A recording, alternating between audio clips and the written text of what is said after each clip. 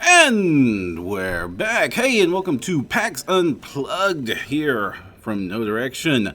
Of course, I'm Jefferson J. Thacker, also known as Perram, and I'm joined by a very special person, our own and Paizo's own, Luis Loza. Hi there, thanks for having me. Yes, it was really awesome to know that you were one of the Paizo people coming down here because this is my first PAX, and I was just super surprised. Like, almost all of KD is here.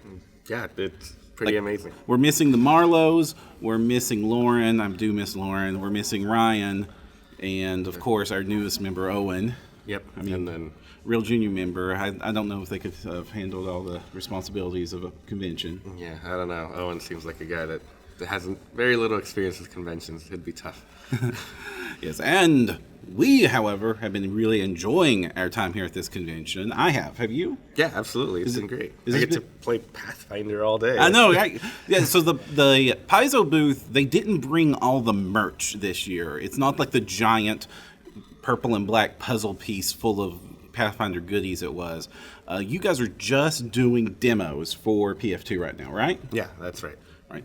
And you partnered up with Cool Stuff Inc. to sell the stuff. Yeah. Right? So we can get Pathfinder stuff here, but they partnered up with another store to actually sell the merch, and that's been fine. I hope that many people have been actually going to get that merch after the demos because, of course, as we all know, PF2 is awesome. Yeah, absolutely. Yeah, I've been pointing people to the Cool Stuff Inc. booth after every demo. Seems, we're sure hoping that taste that people get at the demo is enough to get them interested in the full version of the game. And this isn't your first PAX, is it? This is my first time at PAX Unplugged specifically, but I've been to PAX, what is now PAX West, several times over the years.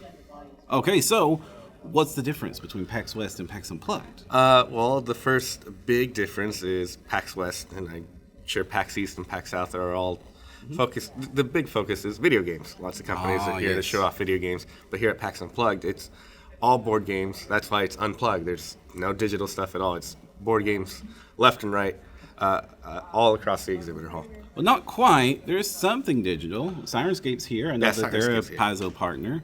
And there's lots of people showing off digital game tables and that sort of stuff. But yeah, no video games. Everything is analog here. Though there is one digital thing I really like seeing, and that is the return of the Bluetooth D20. What is the Bluetooth D20? Okay, so I saw this at Gen Con. I saw it again here. It is this little D20 that when you roll it and connect it to Bluetooth to your PC, will also tell your tabletop software that you're playing online what it rolled. Oh, sure. So on Roll20, if I rolled a 17, it would tell Roll20 I rolled a D20 and got a 17 and work with my macros. Wow. I know, right? What? It also glows. It's got RGB in there, and it will flash if you get a crit and tease you if you get a crit fail. Perram, I think it's dangerous that you've told me that because I'm going to have to check it out. No, I do not care how much this cost. I do not know the company who made it, but whoever makes that thing, I will give you all the money. No, because we, especially as much actual play and remote play as we've been doing lately over at KD. Yeah. Right, so what are some of the cool things that you've seen here at the con? Well, I've seen a lot of great people come by and play the demo. I am here working, so it's hard to get away from the booth. But I have taken a couple of breaks. Few big things that I've seen. We swung by one of the rooms to try out. There's several games you can try out all over the place, and we tried a game out yesterday called Letter Jam. It's kind of a fun cooperative game about figuring out information that you don't have, but you can see everyone else's information, and kind of all about giving clues to each other to try to help all together solve, like, what letter do I have in front of me, and then hopefully all win and do well. And that's been pretty fun. And the other thing I've been checking out, just keeping my eye out on, is the new Gloomhaven expansion, Frosthaven. Frosthaven. That is really big down here. They've got the coolest hats. Yeah, it's been cool. And I've put in so much time into Gloomhaven that I'm just excited to see what they do with the expansion. I love Gloomhaven. It is a giant, heavy box that I then bought extra things to keep the giant, heavy box organized. Yes. So, have you played through a complete Gloomhaven then? No, I mean, I've something like 40 scenarios in, and I feel like I'm nowhere close to being done with it.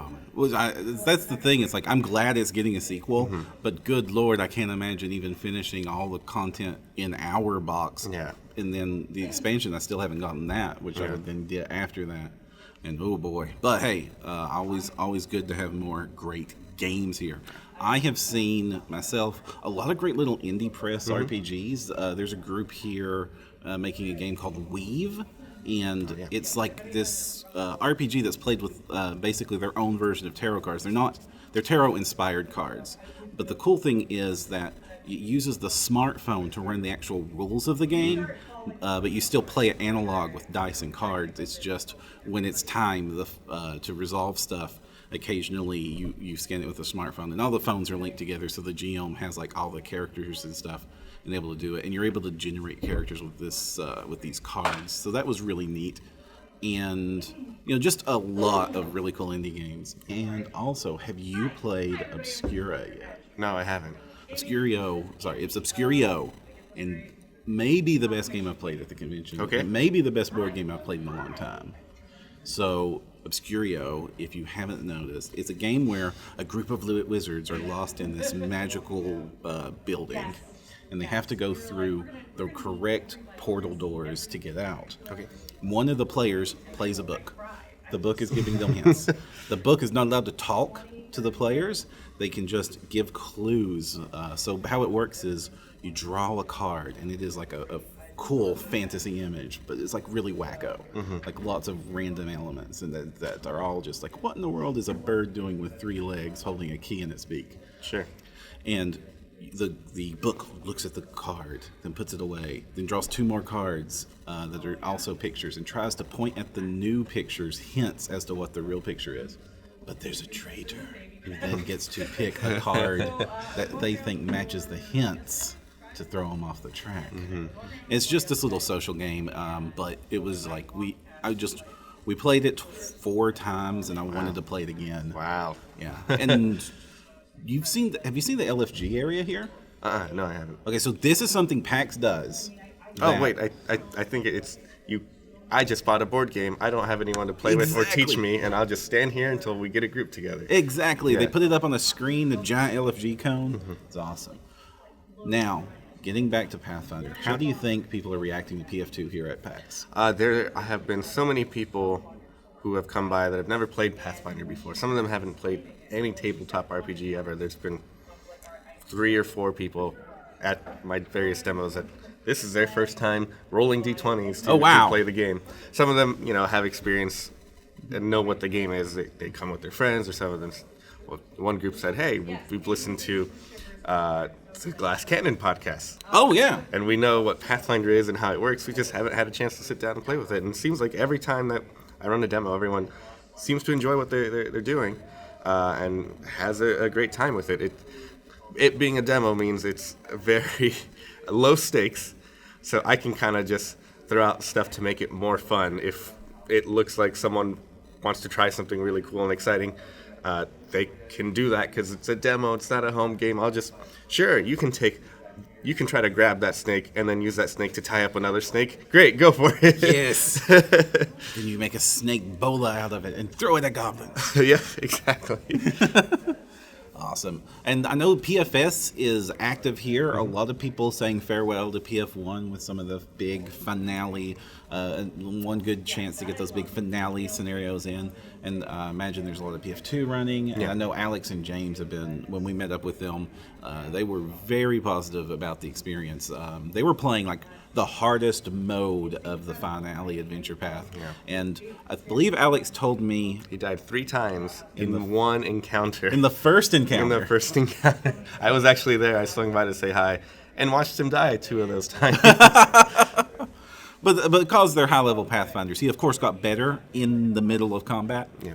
High-level Pathfinder is something I very rarely get to witness and play because usually, the adventure paths pan away around 16 or so. Yeah. But some of the most epic, crazy coolness happens at the top end of the game. Absolutely.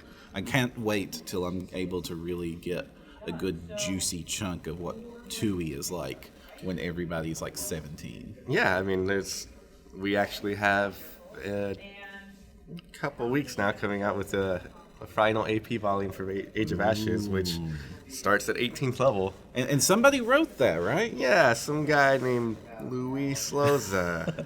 What can you tell me about, without Sure. without too many spoilers, what can you tell me about what it's like writing the finale of a PF2 Adventure Path? Ooh, well, the very first finale of a 2E Adventure Path, the first taste of people's high-level play. Mm-hmm. I get to do that for the first time, which comes with no pressure whatsoever. No, absolutely none, right? I mean, one of the promises of PF2 was that high-level play was fixed. So, like, if you screw this up, PF2 failed. Yes, correct. Mm-hmm. It is my fault that Pathfinder 2nd Edition makes or breaks in people's eyes. No, so part of that has been just, first off, coming up with parts of stories that are what we feel are epic enough in nature to constitute being an 18th level encounter, 19th level storylines, 20th level NPCs. That you've been doing stuff like, helping local villages out and all this other stuff along the way. But what are the challenges that only 18th level and higher PCs can take on that no one else can do? And I mean, it starts off with a really ridiculous big fight that is got lots of stuff going on to the point where it may even be impossible for you to stop every single bad thing that's going on. Just because there's so much stuff going on.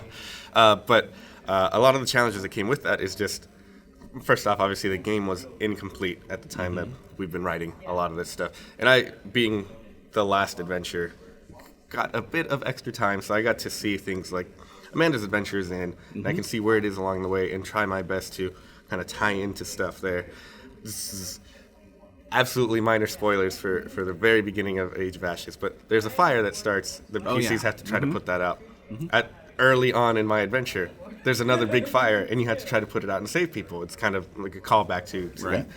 And here and there, trying to seed in and pay off stuff that has been implemented in some of the other APs that I wouldn't know about until some of the adventures are partially developed or maybe even done. And thankfully, being where I am with Paizo means I can kind of poke around and ask James Jacobs and say, oh, what's going on here? What's going on there? What can I tie into to try to hopefully make everything feel more cohesive, tying together a lot better.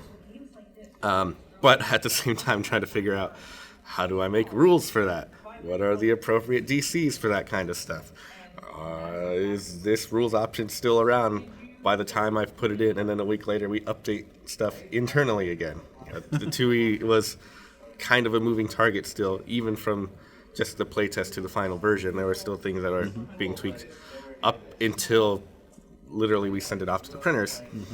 So, figuring out how to write for that kind of stuff. And, trusting my developer. This is what I want to do. Hopefully we can figure that out. The other big challenge that came with that, though, was there's not a lot of monsters at high level. Right. I was about to ask about that, because there's the bestiary, has we really like the first bestiary, and especially because you all chucked it full of monsters. It's a big, thick boy. Absolutely. It's a big, thick boy.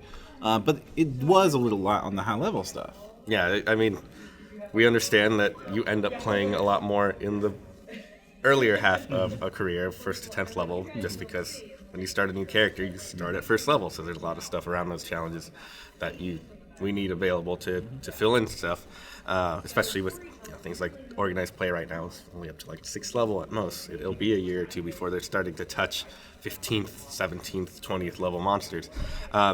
And a lot of the high-level monsters, I'd say about a third of them, are just dragons. And well, at least you're playing in Age of Ashes. Yeah, you're playing in Age of Ashes. Welcome. Dragons are a theme, but I also didn't want it to be that every third fight you have is, here's another dragon, and here's another dragon. So it becomes kind of difficult to decide, what do we do? But luckily with APs, as we've done plenty of times before, we come up with new monsters that aren't even entered in the best tier at the end, but just sometimes it's, here is a variant stone giant or whatever, and suddenly it's an 18th level thing instead of a 14th level thing, and you update the stats, add some extra cool abilities, and now it works for what you need to do. So there was a lot of that, taking existing monsters as the base of things, pumping up their numbers and then making them more appropriate for the high-level stuff.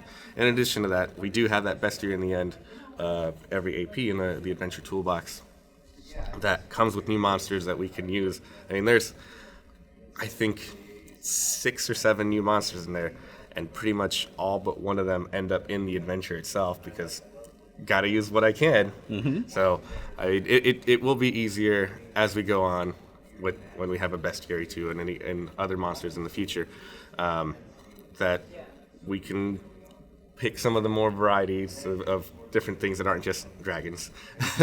But yeah, it was tough. I think I managed to fill out things pretty well. We'll see how people feel about that. Luckily, you don't have to fight a dragon every 3 rooms, because that would be pretty tough. When this happened last time, and I loved Rise of Rune Lords, but one of the criticisms of Rise of Rune Lords is, boy, we fight nothing but giants. And so the Dragon Adventure path could have gone down that road. Now, so I'm glad it didn't, especially since I'm playing Age of Ashes right now. We're about at the end of book 1, Amanda Hammond's volume, and it's so great. I love it so much, especially there's a pair of NPCs you meet in the dungeon who have very high thoughts about themselves, and that particular role-playing scene, which there's a lot of role-playing in the dungeons, which I love because it means everything is more than just one more roll for initiative, and it's caused my players to hold back a little bit before the stabby murder hobo thing, and just getting to play up lots of these really colorful characters. Please tell me you gave me colorful characters to keep playing. There are plenty of social interactions going on in even the last adventure there. It could have been very easily that Part 6 is just, here we go, every monster left and right, and you're just fighting and fighting and fighting and fighting. But that was, first off, not interesting to me as a writer, and two, not something that everyone would be able to enjoy. I mean, there are people who are, by this point, have been playing something like a bard and might have specialized in something like diplomacy or intimidation and might want to make use of those skills, and I want to make sure that happens. So even up until pretty much the final fight, there are some instances of monsters where if you say the right thing or know a different trick to beat them that isn't just reducing their hit points to 0, you can win these fights or overcome these obstacles without drawing a sword. Now, has it been, like, we've seen a lot of the combat math, and that's the easiest thing for us to playtest. So, like, even in the playtest, I threw, like, some, like, level 15 characters against some big old monsters just to see what it was like. How is writing non-combat challenges for high levels different in PF2? At least for my adventure, part of it came down to just putting out a lot of stuff and expecting to trust the GM to decide what works best and how to resolve things. There's a big part about halfway through the adventure where there's a large building that you have to get through, and I kind of made a big sandbox that says, here's all the different rooms in it, and here's what people are doing and what's in every room, and here's some basic info like when the guards are coming around and whatever. At this point, the PCs can do so much, it's safer to just tell you what's happening and let the GM kind of work with that and figure it out. I don't want to put in assumptions like, oh, well, if they're invisible, this happens. If they use pass wall, this happens. There's so many things that it can do at this point. That would eat up half of the word count in the book, just explaining, well, this contingency and that contingency and this contingency and, and all that stuff. So it comes down to putting out all the right tools and information that a GM needs to work with that, and then kind of accommodating whatever their particular group can do. If everyone is really good at stealth, perfect. Everyone just sneaks on by. If everyone wants to kick down the door, great. They can probably beat up everyone in there because they're 19th level at this point. Or if they want to use any combination of different things, it's there. You have all the information you need to make it work. Now, besides working on Age of Ashes, Book 6, which is something I'm very excited for because, like I said, it's really going to show if PF2 can really handle that high-level stuff. And it goes to 20. It goes to 20th level. Right. You are starting to hit DCs that reach the 50s. Wow. Well, if this was PF1, that'd be no problem. Yeah. No, PF2, that's a big deal. That's still pretty tough, even for 20th level characters with all the extra bonuses that they're going to get. It hopefully is a dramatic final fight when you... Can I hit this AC 52? But the other things you've been working on is the Lost Omens Guides. Yes. Now, we got a chance to talk just a few days ago with James Jacobs about Gods and Magic, but considering you were a developer on that book, I would love to hear your thoughts on Gods and Magic. So first, real quick, for anybody who missed it, especially since this is going to be going out on YouTube, and that's a little bit of a different audience, give us a quick summary of what Gods and Magic is going to be.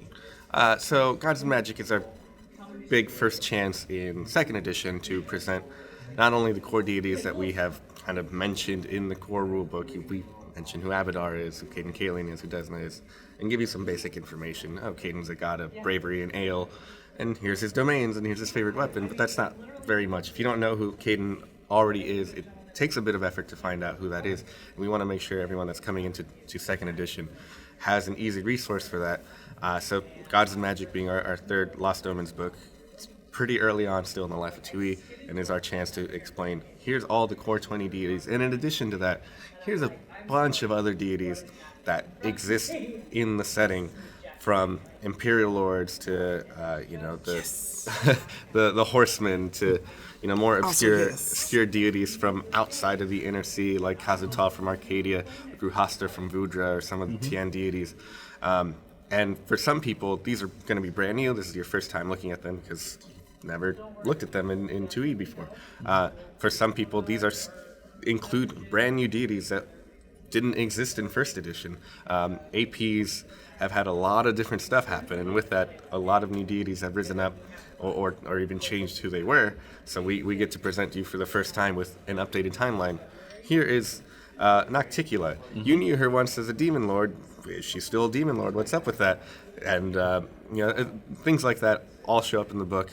And we knew that so many people have so many deities that they love. I think someone told us we have over 400 deities at this point in Pathfinder's history. Yeah. Wow.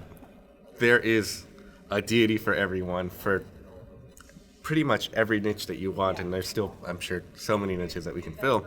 And to make up for the fact that we're now in 2nd edition and things require, or deities require a lot of information, you need an edict, you need an anathema, you need favored weapons, domains, things like that, which is not something that is currently present. You look in the core rulebook, you get the core 20. We want to kind of bring a lot of these deities forward to 2E and have them ready to go for people. There's lots of deities that have been pretty popular in organized play, that we want to bring back. We chatted with the OP team to make sure we got that. We had an internal, hey, give us your top 10 favorite deities. We're going to put all of those in from the entire office to make sure that everyone has the deities that they love. So we added an entire huge chart at the end of the book that has over 100 deities to just fill out that information and get things up to date as quickly as possible. So it's a lot of information on gods, but not only that, it also includes things that are beliefs that aren't necessarily worship of a deity. You might worship ancestral spirits if you are a Shwanti. They have Shwanti animism is in there. We have the Callistocrats in there. We have information on the laws of mortality. So if you're from Rahadum and you don't like these deities, what do you believe? What is it about you that your character from Rahadum, that how do they go about their everyday life? We include information on if you're an atheist. There's a lot of philosophies, green faith, lots of different stuff there that is more than just deities. Plus, so many rules options to support all that. New domains, new spells, new magic items, new weapons, new feats. Pretty much the whole gamut of rules options are in there. And we were chatting last night when we were hanging out. There's a specific part of this book that you're really excited about, the Pantheons. Yes. So tell us about Pantheons. All right. So in Galarian, if you've paid any attention to the setting, you know that there are so many deities that kind of overlap with their concerns and the things that their followers are worshiping them for. So, for example, Desna is a goddess of luck and freedom, personal freedom, and Caden Kalian is a god of liberation and freedom, and Milani is a god of revolution and keeping freedom for people. So that whole theme of freedom applies for all three deities. And if you're someone who's interested in keeping people's liberties and freedoms available to them, you might be a worshiper of Caden and Desna and Milani all at once. Right. And it would, so far in Pathfinder's history, there's been a lot of information on here's how you worship a single deity. Now we want to expand that and say, people in our setting have been worshiping groups of deities at once. If you're a dwarf, you might worship the entire dwarf pantheon. If you're an elf, there's an elf pantheon, there's orc pantheons, goblin pantheons. Or you might have a strange pantheon like the Godclaw. And we haven't really ever had rules for how to do that as a mechanical option. You can do that as a character, however you want, but if you were a cleric, you were kind of stuck with one deity for that point, or a paladin might have one deity. But now we have rules here to explain, here's how you do it if you want to worship a pantheon, and a pantheon will actually have separate listings of domains, alternate domains and spells they grant and stuff, than the individual deities that are part of that. So the pantheon itself is treated as if kind of like it were its own individual deity with its own list of domains, edicts, anathemas, and all that stuff. Sweet. So was it hard to put these rules together, especially like with the Godclaw, where the deities really kind of hate each other? Yeah, there's some contradictions here, like the Godclaw, for example, where it's kind of tough to resolve or decide, how do you worship them without going straight evil or suddenly becoming more good than you wanted your character to be as represented by your alignment. So we kind of found a nice middle ground for that. Mechanically, what happens is you decide what pantheon you want to worship. Let's say it's the Godclaw, who includes Iomade, Torag, Irori, Abadar, and Asmodeus. A huge spread in terms of alignment and values and all that stuff. And there's one specific odd man out in that group. Who's that? Asmodeus. Asmodeus? No, I mean, everyone loves Asmodeus. As is mandated, everyone loves Asmodeus. Oh, I love Asmodeus. He's such a cool character in the setting, and I like how he's been portrayed. And I really like that the Prince of Truth angle for Asmodeus, because he's very lawful. That might actually be very true. Correct. And his claim... It's technically correct, as he claims. Yes, technically correct. And he, of course, claims that he is one of the people responsible for the creation of everything. And if that's technically correct, that has a lot of implications. Sure.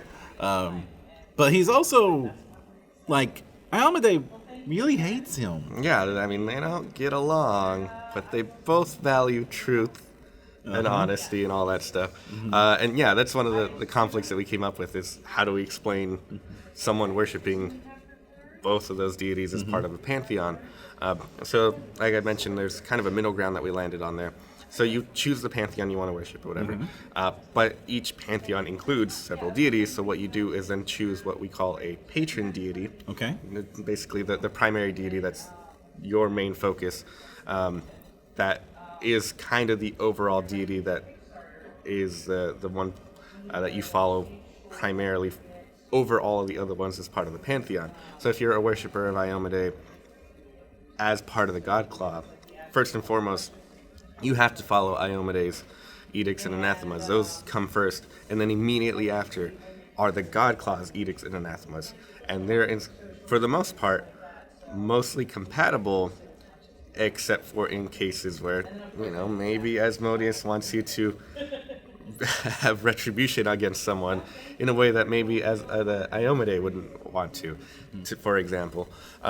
Or the fact that the Godclaw offers the tyranny domain, which isn't something that Iomade is really looking to have anyone take as one of her followers. So we say in the rules, hey, here's your patron deity, follow everything that they want, follow their edicts and anathema first, immediately followed by the pantheons, and then in cases where it would contradict your patron deity's edicts or anathemas, you won't be doing that.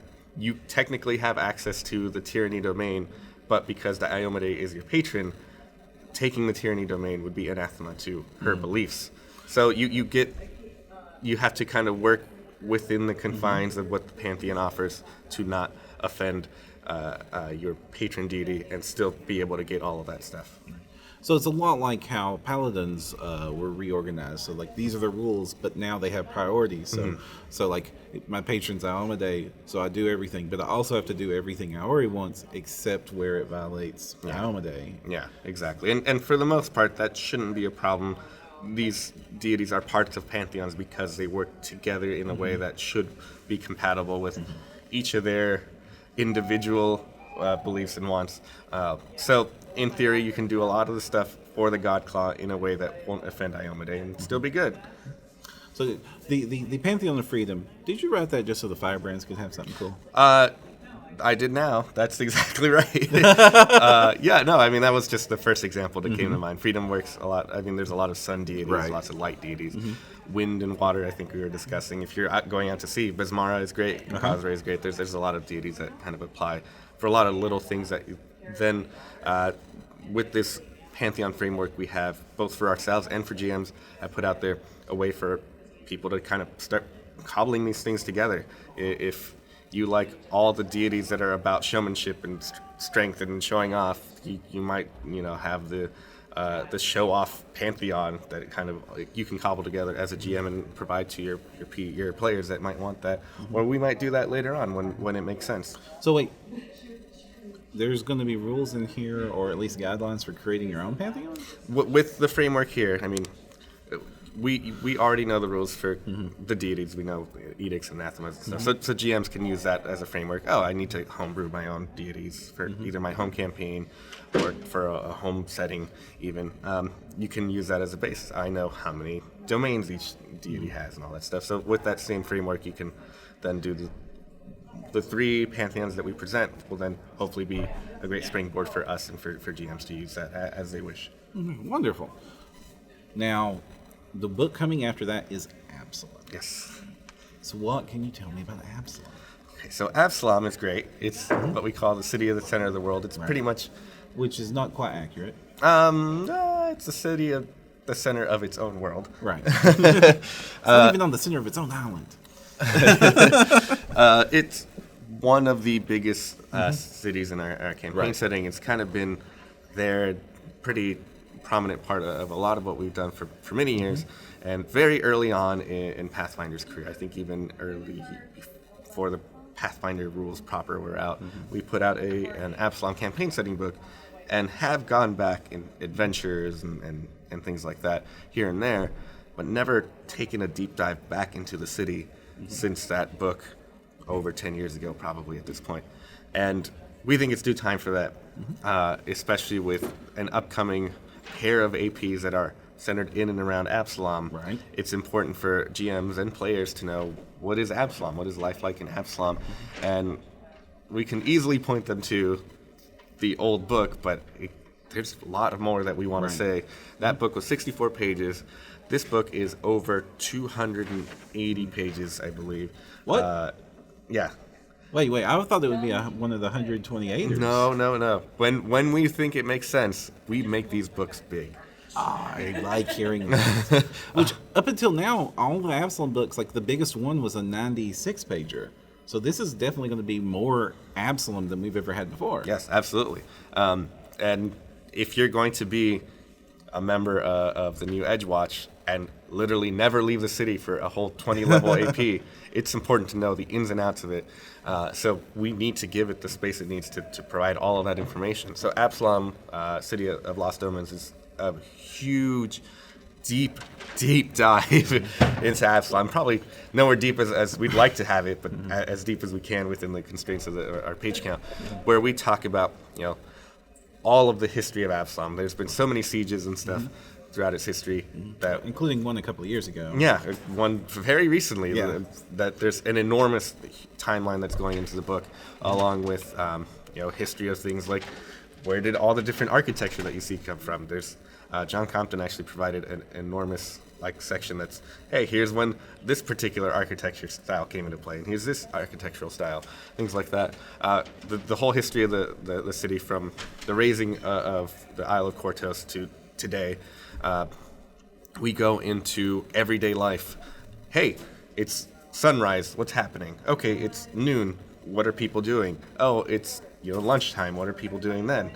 And it gives you a kind of a detailed breakdown of just a day in the life of Absolom and what people are doing. Here's what dock workers are doing. Here's what nobles are doing. Here's what the guard are doing.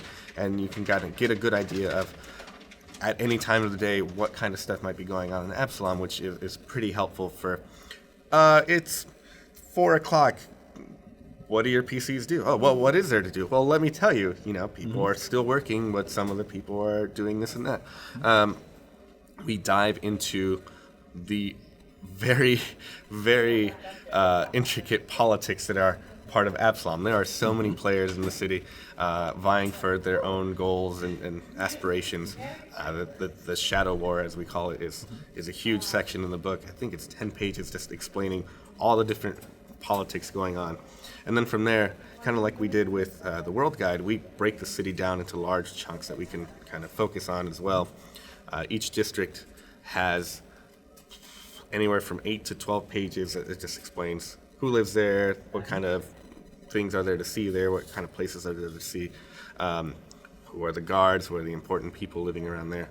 And it even includes a kind of mini random encounter table that, hey, we're here, we want to do something. Okay, I roll a die and determine, oh, you see this going on in a back alley, and kickstart a little adventure. And then, of course, we provide cool stuff like new monsters, like there's a new cryptid that's stomping around the puddles. I love cryptids. I love cryptids so much. And, NPC stat blocks, see if you need a basic guard, you need, basic noble, things like that that will help you in a typical Absolom adventure. And, just a lot of stuff that's mostly lore here. We want to flesh out the world as much as we can. And this is our first big deep dive on one subject.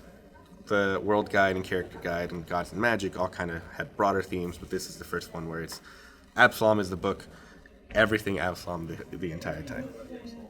Excellent. And I'm super psyched to hear more about that book and to review it.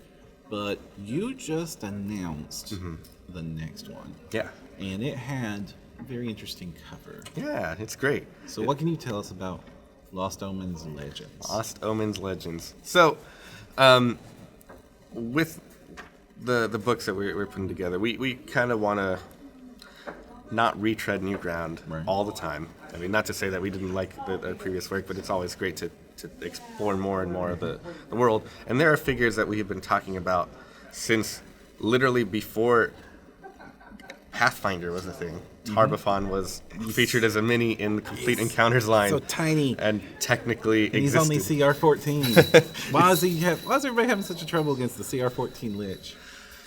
Who knows? I think he leveled up a little bit in the process. But yeah, he's existed since before Pathfinder, and he's a character that we've spoken about a lot over the years. But there have been other characters that have been featured here and there. Here's Queen Edasseril of Kyonin. She showed up a little bit and is mentioned a bit, around Second Darkness, Elza Galarian, things like that, and then hasn't been seen since. That's over 10 years. And there are also figures in... She was in Queen of Thorns. Yeah, but most players might not have checked out the novels, and if you do, please, great, that's amazing. Get to flesh it out more. Or if you're a brand new player to 2E, you might have seen a lot of the entries in the World Guide had NPCs featured alongside that said, "Oh, here's Queen Abigail, she's important for this reason, and here's Tessa Fairwind, she's important for this reason," and so on and so forth. A bunch of people that had a sentence or two at most in those books. And some of them are actually brand new NPCs that were never seen before then, that we want to give them a chance to kind of show who they are and explain why they're important and what they're doing in the world. So Queen Abigail has been around forever. It's possible that you know her pretty well, but also the last time we saw her was basically in the end of Hell's Vengeance, which at this point was 3 years ago. And Cheliax got pretty shaken up then. I mean, part of it has become the new nation of Ravenel. How is Abigail responding to that? How does she feel about that? Spoilers, she's not happy. I would imagine so, right? But also, who knows Abigail? You know, why is she important? You can't just be a queen sitting and ruling a nation and expect no one to interact with you whatsoever. No, there are people who are trying to work with her to do whatever they want. There are people who dislike her and are trying to bring her down. There are firebrands out there that have become enemies of the state of Cheliax because of their work against Cheliax that are featured in this book, and we explain the relationships between both of these NPCs. And every NPC featured in here has at least 2 connections with every other NPC in the book, to even show just between the over 30 characters that we feature here, how is the world kind of interwoven with each other. There's 3 new Linorb kings, and what do they all think of each other? There's 2 new rune lords that have recently shown up in the world and now rule their own nations. What do they think of each other? But also, what do they think about Tarbafon's armies kind of knocking on their back door? That might be a problem if you want to rule a nation and not be a zombie. Yeah, but you're also Rune Lord Sorshin, and maybe a bunch of zombies are nothing that you can't handle. We will never escape barking dogs on this podcast. It's a staple. Yeah, we get to show these. In addition to all the connections, we get to show a lot of adventure hooks as to plots that may happen in the future. Either stuff that we suggest, use this as a GM and tell those stories at your table, or we might come back later in organized play or even modules and APs and say this was happening in Legends, and now it's happening for real. We had hinted that this might happen. There's one of the Hell Knight lictors is a member here. He's the lictor of the Order of the Scourge. And the Order of the Scourge is all about investigating corruption and stuff. And they saw all this stuff that happened in Cheliax and then realized, oh wait, West Crown is now under stricter rulership and all this stuff going on. Did Queen Abigail do this on purpose? Is Hell's Rebels and Hell's Vengeance all just a front for her to kind of grab more power within Cheliax and get a tighter hold on the law and stuff? We need to investigate that and then figure out what's going on there. And then later you find out, oh, but maybe Queen Abigail also contacted Jacqueline of the Red Mantis and said, take out those darn Hell Knights that are poking their nose in my business. And you start seeing all these big webs that are getting woven through all the different NPCs. What? Politics and Cheliax? Never. Who could have guessed? So that's all great, and it's amazing, lore content. But we always want to make sure we're presenting new information for players that want to use the book. And not every entry has these. We have,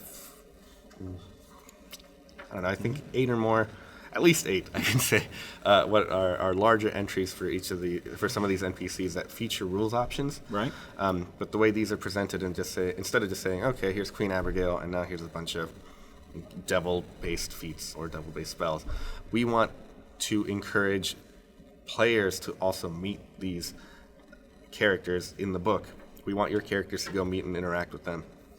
So you might want to learn about the history of Old Mage Tembe, and in the process, while you're doing so, win the trust of the Magambia. And if you do that, you earn access to these rare spells that Jatembe created himself, that have been kept kind of in the archives of the Magambia and are only accessible to the most trusted people. And all these rules options are something that your characters can earn by working with your GM to tell stories where you earn the trust of Abigail Thrune and thus earn a cool infernal contract that gives you great power that Abigail Thrune has full control over. Or you might earn new technology that has been kind of stolen away out of Numeria and things like that. So there are a lot of options for you to go into that we hope will be a good reason for players to read these entries and then say, hey, GM, I want this cool new metal alloy that Kevoth Cool is making in Numeria. How do I get that? And then you play out the story where you go try to convince the now mostly lucid, mostly sober barbarian king to give you some stuff. Nice. Now, have you announced the page count for this book yet? I believe this one is 128 pages. So, all right. Well, is there anything else exciting in Pathfinder that you want to draw attention to? I mean, everything is exciting. I mean, I'm excited to see people's reactions to the Extinction Curse AP starting next month. Joining the circus sounds like an amazing time. Yeah. I'm particularly excited to play in the Edgewatch AP when it comes out. Yeah, got a group arranged. I want to play that, and we'll see how that turns out. The APG is going to have some cool stuff. I contributed there, and it was a really fun time writing all of that. And just there's lots of little places where exciting content is coming out that may not be completely obvious. If you may not, as a player, be checking out the APs, but each of those ends with a cool adventure toolbox that has presented things like new archetypes and new magic items and stuff like that. In my adventure in particular, I provided a new 20th level feat for every class. Oh, can you give us a taste of one? Yeah, absolutely. So the idea is that, it's 20th level. You might want to take... You might have met people that can teach you brand new techniques that have never been seen outside of where they live. And these are these new feats that I'm talking about. And those are something that you could earn as part of playing in this AP. Hey, I got to 20th level and I met these people. When I level up, I'm going to take the technique that they taught me. So there's the fighter has a versatility option where, I think it starts at 8th level. They can take basically get trained in a feat every day. They can swap out. Just kind of represents some training that it might do in the morning, and suddenly I remember how to use this shield technique and stuff like that. I've practiced it for the day, and that improves. And you can have 2 different feats. I added a 20th level feat that lets you get up to a chain of 3 feats that you can use to build off that. And every hour, if you needed to, you could retrain yourself and have a new set of feats ready to go. I brought back the Scald's song that brings people back from the dead to keep fighting as a bard focus spell. So if you're focus spell, yeah, okay, it's technically what are they called? Not performance. It's a bard song, basically. It's a focus spell, and if everyone dies around you, just play the song and bring them all back to keep fighting. There's support for if you're a barbarian and you are so angry that you will never die. There's a feat for that now. So supporting some of the kind of interesting and exciting play styles that you might have been used to from first edition. I tried to bring some of those back and offer what I feel like are just cool options that can stand alongside what you see in the core rulebook. Fantastic. Well, we have very little time left, so thank you very much, Luis, for joining us. Absolutely, thank you. It was great. I hope that you continue to have a great PAX. I know you've got some booth time to put in after this. And we will see you very soon on the next episode of No Direction. If you want to find out more, you can check us out at nodirectionpodcast.com. And of course, if you want to hang out with us, do so on our Discord server. It is the chillest place to hang out and chat about Pathfinder, Starfinder, and all things nerdy. We're all on it. We all chat with the fans, and there are a lot of the fans on there. A great community. We really want you to join in. And of course, none of this would be possible. I would not be able to be here at PAX without the support of our patrons. If you want to support the network, you can do so by clicking on the Patreon link on our website. That is, of course, nodirectionpodcast.com, where you can also check out your blog. Yes, you can check out Monstrous Physique and all the fun monsters I put together. I always look forward to Monstrous Physique. Which include second edition monsters now. Yes. All right, till next time. I'm Jefferson J. Thacker, also known as Perram. I'm Luis Loza. And if you want to find the path, you need No Direction.